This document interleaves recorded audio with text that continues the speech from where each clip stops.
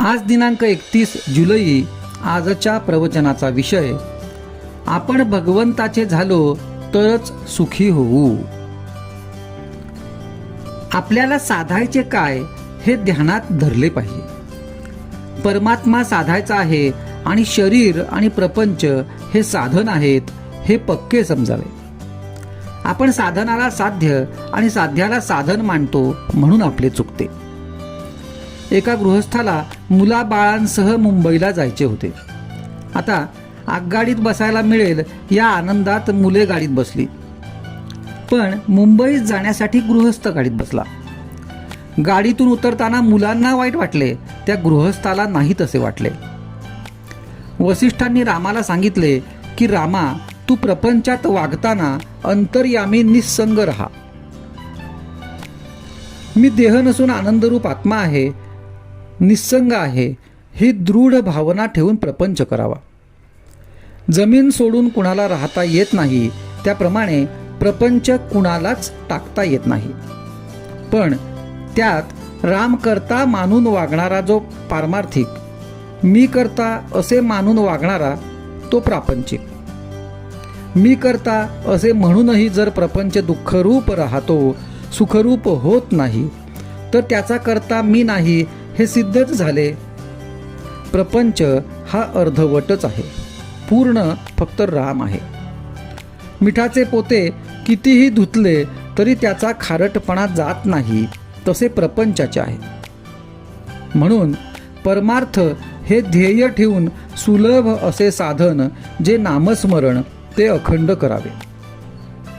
प्रपंचात आपण किती कष्ट करतो, तितका मोबदला मिळत नाही तरीही कष्ट करतो. परमार्थात तसे नाही. परमार्थ जितका जितका करावा तितके तितके समाधान अधिकाधिक असते. आयुष्यभर प्रपंच केला तर मृत्यूसमयीही प्रपंचच आठवेल. म्हणून प्रपंचाचा हव्यास धरू नये. प्रपंचातल्या वस्तू आज ना उद्या जाणार हे जाणून त्यांच्याबाबत अलिप्तपणाने वागावे. ही वृत्ती अभ्यासाने आणि वारंवार विचाराने वाढवावी. प्रपंचात प्राप्त झाले त्याचा हर्ष न करावा, गेल्याचा शोक न करावा, देह प्रारब्धावर टाकावा. हे साधायला एक मोठी परिणामकारक आणि सोपी युक्ती आहे. आपण रामाचे व्हावे. राम ठेवील तसे समाधानाने राहावे. हे सर्व विश्व आणि अखिल प्रपंच ईश्वराचा आहे, तो ज्याचा त्याला देऊन टाकून मोकळे व्हावे. सर्व ईश्वराचे आहे, माझे काही नाही असे समजणे म्हणजे ईश्वरार्पण करणे आहे.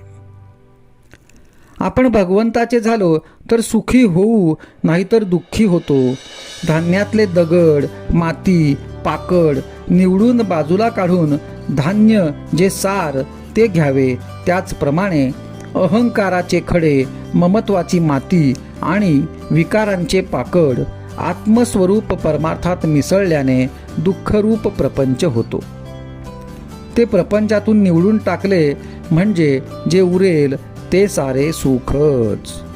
आजचा सुविचार, रामा, सर्व तुझेच आहे, तू देशील ते घेईन अशी भावना ठेवावी. यानेच अत्यंत समाधान होते.